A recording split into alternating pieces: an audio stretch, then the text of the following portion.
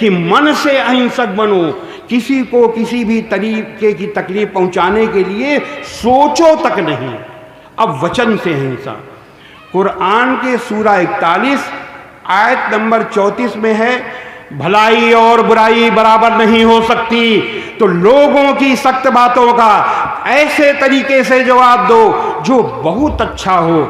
ऐसा करने से तुम देखोगे कि जिसमें और तुम में पहले दुश्मनी थी, अब वो तुम्हारा गहरा दोस्त है। यानी कि कोई आदमी अगर आपको गाली दे रहा है, कोई कठोर बात कह रहा है, तो अल्लाह ने मुसलमान के लिए रोक लगा दी है कि गाली का बदला गाली से नहीं देना, कठोर बात का बदला कठोर बात से नहीं देना, इतने अच्छे तरीके से दो कि उसका दिल जीत लो। इसीलिए हम कहते हैं इस्लाम दुश्मन बनाने का मजहब नहीं है, इस्लाम दोस्त बनाने का मजहब है, इस्लाम दिल जीतने का मजहब है। ये है इस्लाम की वचन से हिंसा।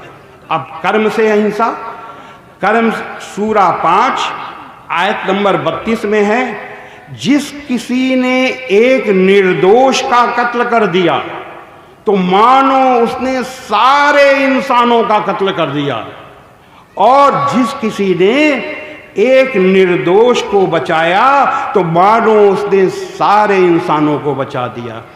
अब हम अपने हिंदू भाइयों को ये बताएंगे कि ये कुरान में अल्लाह के आदेश हैं और इन आदेशों को मानने के लिए मुसलमान बाध्य है। ये नहीं है कि प्रवचन है, सुन लीजिए, इस कान से सुनिए, इससे निकालिए। इन आदेशों को मानने के लिए बाध्य हैं, और ये आदेश जो मुसलमान जानता है, इसके बाद भी अगर इन आदेशों के खिलाफ जाता है तो वो अल्लाह की नज़र में इस्लाम से खारिज है, वो जन्नत नहीं जाएगा। ये कठोरता है इस्लाम में। तो ये कोई ऐसा नहीं है कि हमने उपदेश दे दिया, प्रवचन दे दिया तो अब ये बाध्यकारी है। अब कोई मुसलमान भाई इन आदेशों को मानता है नहीं मानता, ये वो जाने। हम ये नहीं बता रहे कि हिंदू क्या कर रहा है, मुसलमान क्या कर रहा है, हम ये बता रहे हैं कि सनातन धर्म क्या कह रहा है, इस्लाम क्या कह रहा है, हम ये बता रहे हैं। क्योंकि धर्म के नाम पर कोई भी आतंकवाद की बात न कोई इस्लामिक आतंकवाद की बात करे, न कोई हरा आतंकवाद की बात करे, न कोई भगवा आतंकवाद की बात करे, क्योंकि धर्म में आतंकवाद नहीं है, लोगों के दिमाग में आतंकवाद है। तो अब ये इस अहिंसा जो हमने बात बताई, अब लोग इस्लाम को आतंकवाद से जोड़ते हैं, अशांति से जोड़ते हैं, लड़ाई झगड़े से जोड़ते हैं।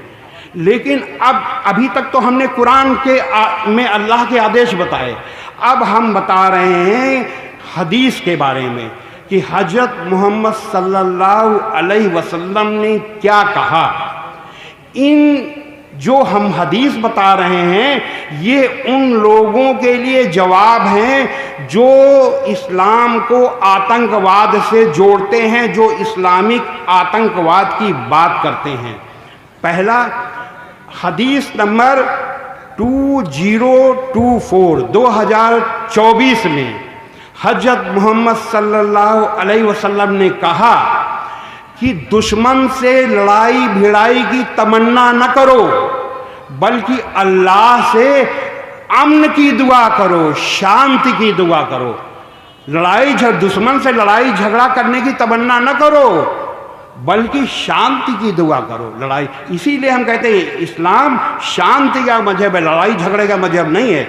लेकिन अगर कोई लड़ाई झगड़ा करता है तो वो जाने, उसका जिम्मेदार इस्लाम नहीं है। न तो कुरान जिम्मेदार है, न हदीस जिम्मेदार है, इस्लाम जिम्मेदार तो बिल्कुल नहीं है। और हदीस नंबर 2444 यानी 2444 हदीस नंबर में हजरत मोहम्मद सल्लल्लाहु अलैहि वसल्लम ने कहा कि अपने भाई की मदद करो, वो चाहे जालिम हो या मजलूम। लोगों ने पूछा, ऐ अल्लाह के रसूल, अगर मेरा भाई मजलूम है तो हम उसकी मदद करना जानते हैं, लेकिन अगर वो जालिम हो तो हम किस तरीके से उसकी मदद करें? तो हजरत मोहम्मद सल्लल्लाहु अलैहि वसल्लम ने कहा, उसके हाथ पकड़ लो और उसको जुल्म करने के पाप से बचा लो।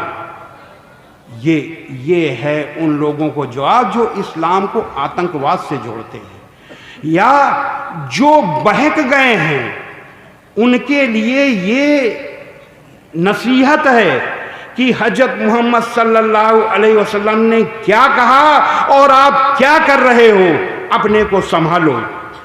सूरा हदीस नंबर 6016 6016 में है, हजरत मोहम्मद सल्लल्लाहु अलैहि वसल्लम ने एक बार कहा, अल्लाह की कसम वो मुसलमान नहीं, अल्लाह की कसम वो मुसलमान नहीं, अल्लाह की कसम वो मुसलमान नहीं।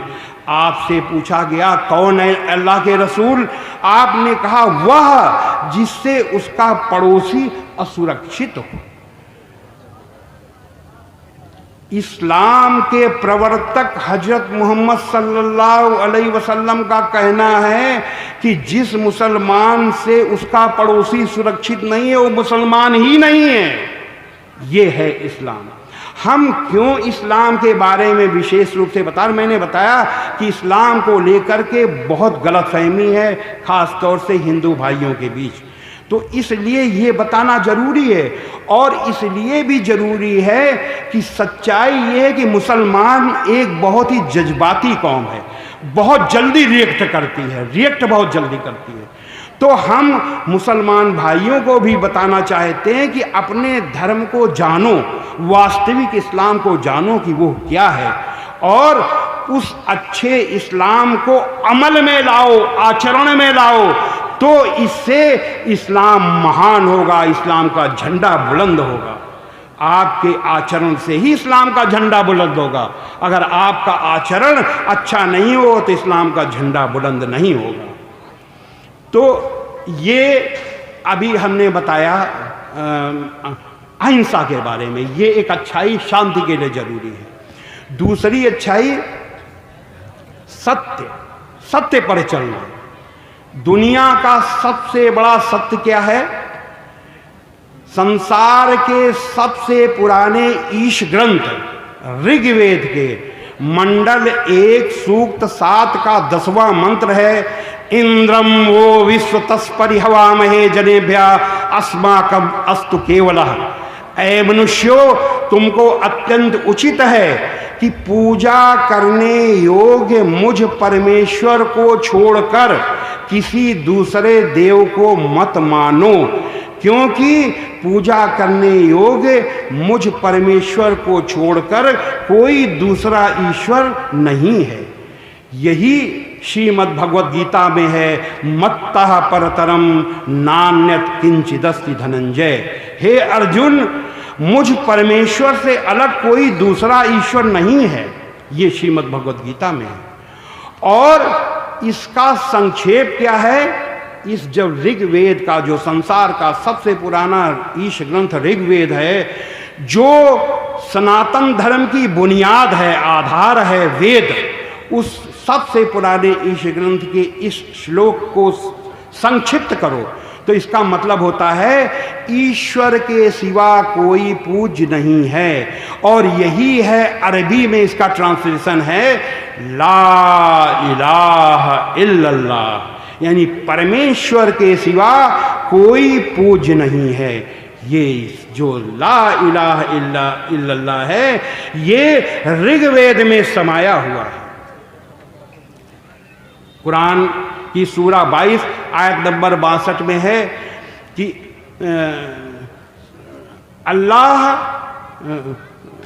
अल्लाह ही सर्वोच्च है, अल्लाह ही सर्वोच्च महान है, अल्लाह ही सत्य है। जो सबसे बड़ा सत्य है वो अल्लाह है, ईश्वर है, और वही सर्वोच्च महान है, जिसको कहते हैं मुसलमान भाई अल्लाहु अकबर। अल्लाहु अकबर लड़ाई का नारा नहीं है, पहले मैं भी सोचता था। एक बार ऐसा हुआ कि मैं इलाहाबाद में पढ़ता था। मेरी उम्र उस समय, मैंने बीए में एडमिशन लिया था और मेरी उम्र उस समय 16 साल थी। तो इलाहाबाद से थोड़ी दूर पर, जो जिसको प्रयागराज कहते हैं, थोड़ी दूर हम वहाँ रहते थे। तो एक हमारे साइंस के पार्टनर, फिजिक्स केमिस्ट्री के पार्टनर, प्रैक्टिकल के पार्टनर, जो प्रैक्टिकल होते हैं साइंस में, उसके पार्टनर हुए सैयद इकराम हुसैन साहब। तो सैयद इकराम हुसैन साहब शहर में रहते थे। तो एक बार मैं उनसे मिलने गया तो उस समय चुनाव का माहौल था। जब उनसे उनके घर में मैं बैठा था, उसी समय शोर हुआ बहुत तेज और ये हुआ कि दंगा हो गया। तो जब दंगा हो गया तो उन्होंने हमसे कहा कि त्रिपाठी जी, हम आपको बगल में जानसनगंज, घंटा घर के सामने जानसनगंज मोहल्ला है, इस तरफ मुसलमान भाई, उस तरफ हिंदू रहते हैं। उन्होंने कहा हम हिंदू बस्ती तक आपको छोड़ देते हैं, आप अब चले जाइए, अब ठीक नहीं है रुकना। तो वो हमको छोड़ने के लिए हिंदू बस्ती की तरफ गए। रास्ते में एक मैदान था, मैदान में क्रिकेट का खेल होता था। तो वहाँ भीड़ इकट्ठी थी। वो भीड़ नारे लगा रही थी, नारे तकबीर, अल्लाह अकबर। और जब ये नारा लगे तो उधर से हर हर महादेव। तो उम्र हमारी 16 साल थी। अब 16 साल के लड़के तो बहुत कुछ जानते हैं। उस समय 16 साल के लड़के बुद्धू होते थे। वो कुछ जानकारी, ऐसे बुद्धू थे कि इकराम हुसैन साहब के बारे में एक टीचर ने कहा, क्यों इकराम, कल तुमको हमने निरंजन सिनेमा में लाइन लगाए है देखा था। तो हमने सोचा, अरे ये पिक्चर देखता है, ये फिल्म देखता है। तो हम डर गए उससे कि ये तो पिक्चर देखता है। मतलब इतने सीधे साधे थे। तो जब नारे तकबीर अल्लाह हो, तो मेरे दिमाग में, बचपन के दिमाग में बैठा कि ये लड़ाई शुरू करने का नारा है, ये लड़ाई शुरू करने के लिए अल्लाह अकबर कह रहे हैं और वो हर हर महादेव कह रहे हैं। हम चले गए। उसके 3-4 महीने बाद एक बार हम आ रहे थे साइकिल से, जीटी रोड से, ग्रैंड ट्रंक रोड से। तो मुस्लिम बस्ती पड़ती है रास्ते में। तो वहाँ एक जलसा हो रहा था, जैसे ये जलसा है। तो उस जलसे में नारा लगा, नारे तकबीर अल्लाह अकबर। जैसे ही मैंने सुना नारे तकबीर अल्लाह अकबर, मैंने सोचा लड़ाई शुरू। अब हमने साइकिल तुरंत मोड़ी और मोड़ के बड़ी तेजी से चलाते हुए वापस चले आए। हमारे भाई रेलवे में गार्ड थे, उन्होंने पूछा वापस चले आए? हमने कहा हाँ, दंगा हो गया। कहने दंगा हो गया? हमने कहा हाँ, दंगा हो गया। तो अगले दिन अखबार में दंगा कुछ नहीं निकला, कहीं दंगा तो नहीं हुआ। हमने कहा नारे तकबीर अल्लाह अकबर लग रहा था। तो वो भी नहीं जानते थे, कहीं होगा कोई झगड़ा हुआ होगा। बाद में जब मुझे अभी 8-10 साल पहले पता चला कि नारे तकबीर, अरे ये अल्लाह अकबर का मतलब है अल्लाह ही सबसे बड़ा है, अल्लाह ही सर्वोच्च है, अल्लाह ही महान है। तो यही तो वेदों का सार है कि ईश्वर ही सर्वोच्च है, ईश्वर ही सबसे बड़ा है, ईश्वर ही महान है। तो इतने बड़े सत्य को, इतनी बड़ी अच्छाई को हमने किससे जोड़ लिया? दंगे से जोड़ लिया। तो बहुत से तो हिंदू भाई समझते हैं अकबर बादशाह को याद कर रहे हैं, इनके बहुत बड़े बादशाह हुए हैं, नारे अल्लाह अकबर कह के बादशाह को याद कर रहे हैं, अकबर बादशाह को याद करते हैं। तो ये अभी हमने आयत बताई कि अल्लाह ही सत्य है, सर्वोच्च है और सबसे महान है। ये सूरा 22 की आयत नंबर 62 है। अब एक बहुत अच्छी चीज हम आपको बताने जा रहे हैं विज्ञान की। आप शायद आप लोग ना जानते होंगे, बहुत लोग ना जानते होंगे इसमें से। कुरान में कहा गया है कि जो लोग, ये कुरान की सूरा 3 की आयत नंबर 191 है, कि जो लोग खड़े और बैठे और लेटे अल्लाह का नाम लेते हैं और जमीन और आसमानों की पैदाइश पर गौर करते हैं, जमीन और आसमानों की पैदाइश पर गौर करते हैं, वे लोग कह उठते हैं, ऐ ईश्वर, ऐ अल्लाह, तूने इस सब को व्यर्थ नहीं बनाया, महान है तू सर्वोच्च है, तू ही मुझे नरक की आग से बचा। कब कहते हैं? जब उसकी पैदाइश पर गौर करते हैं। अब जरा पैदाइश पर गौर करिए आप भी। रात में आप आसमान, खुले आसमान में देखिए तो जो तारे टिमटिमाते हैं वो तारे नहीं हैं, वो सूरज हैं, लेकिन इतनी दूर हैं कि वो आपको तारे की तरह दिखाते हैं। और जो टिमटिमाते नहीं हैं वो सूरज नहीं है, वो थोड़े से ही ग्रह हैं, बाकी टिमटिमाने वाले सारे तारे। और ये तारे हैं कितने? आपकी कल्पना के बाहर हैं। इस पूरी धरती में, इतनी बड़ी धरती है, इसमें आप एक मिट्टी, इतनी बड़ी मिट्टी लीजिए और उसमें कितने कण हैं उसको गिनिए, तो गिनने में शायद आपको 50 साल लग जाएंगे, इतनी मिट्टी। इस पूरी धरती में मिट्टी के जितने कण हैं उससे भी हजारों गुना ज्यादा ये सूरज हैं इस ब्रह्मांड में, ये तारे हैं, इससे भी हजारों गुना ज्यादा। और बड़े कितने कितने हैं? हमारे सूरज से भी अरबों गुना बड़े बड़े सूरज हैं। ये है अनंत ब्रह्मांड और इसकी रचना करने वाला भी अनंत ईश्वर है, ये अपने आप नहीं बन गया। अगर कोई बच्चा आपसे पूछे कि बेटा, कहे पापा ये माइक किसने बनाया? बच्चे बहुत सी चीजें, छोटे छोटे बच्चे पूछते रहते हैं तमाम सी, ये पापा किसने बनाया? तो हम अगर उससे कहें कि ये अपने आप बन गया, तो छोटा सा बच्चा भी हंसने लगेगा कि अपने आप कैसे बन जाएगा, किसी ने बनाया होगा। तो बहुत से नास्तिक कहते हैं कि समस्त ब्रह्मांड अपने आप बन गया। ये अनंत ब्रह्मांड का रचयिता भी अनंत है, इस महान ब्रह्मांड का रचयिता भी महान है। तो इसकी महानता को देखने के लिए, उसकी महानता को समझने के लिए उसकी इस रचना को देखना पड़ेगा। ये है सत्य। और जब इस सत्य पर चलेंगे तो आप ईश्वर से डरेंगे। हम असली बात पे आ रहे हैं, पैआमे अमन पर। जब आप ईश्वर से डरेंगे तो आप पाप से डरेंगे, और जब पाप से डरेंगे तो आप लड़ाई झगड़ा अशांति नहीं करेंगे, आप शांति के पुजारी बनेंगे। तो दूसरी अच्छाई हमने बताई कि सत्य पर चलना। तीसरी अच्छाई सब्र। अब ये तो हम बता रहे हैं सनातन धर्म के हिसाब से। अब क्या सब्र जो है इस्लाम में भी है? तो इस्लाम के सूरा 2 आयत नंबर 153 में है, ऐ ईमान वालों, नमाज और सब्र से मदद लिया करो, और अल्लाह सब्र, निसंदेह अल्लाह सब्र करने वालों के साथ है।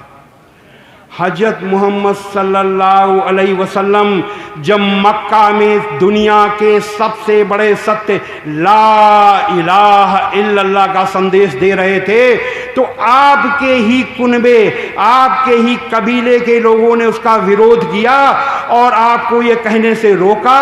और जब आप नहीं रुके, आपने नरमी से, विनम्रता से उनकी बात को स्वीकार नहीं किया, तो आपके इतने बड़े विरोधी हो गए कि आपको तरह तरह से सताया गया, आपकी जान लेने की कोशिशें की गई, आपके अनुयायियों को भूखा प्यासा अरब की तपती रेत पर लिटाया गया। और ये भयानक अत्याचार 1 साल 2 साल 3 साल नहीं, लगातार 13 सालों तक चलता रहा। लेकिन धन्य है हजरत मोहम्मद सल्लल्लाहु अलैहि वसल्लम, जिन्होंने अपने अनुयायियों से कहा सब्र करो, सब्र करने वालों के साथ अल्लाह है। क्या कहा? सब्र करो, सब्र करने वालों के साथ अल्लाह है। इसीलिए मक्का पर जब के विरोधियों पर, मक्का के अन्यायियों पर, मक्का के आतंकवादियों पर विजय प्राप्त करने के लिए जब हजरत मोहम्मद सल्लल्लाहु अलैहि वसल्लम अपने साथियों के साथ मक्का गए तो शांति के साथ मक्का को विजय कर लिया। दुनिया में कोई उदाहरण है कि कोई कहीं विजय शांति के साथ हुई हो? क्यों? अल्लाह आपके साथ था। आपने कहा सब्र करो, सब्र करने वालों के साथ अल्लाह है। अल्लाह आपके साथ था, इसलिए मक्का शांति से विजय हो।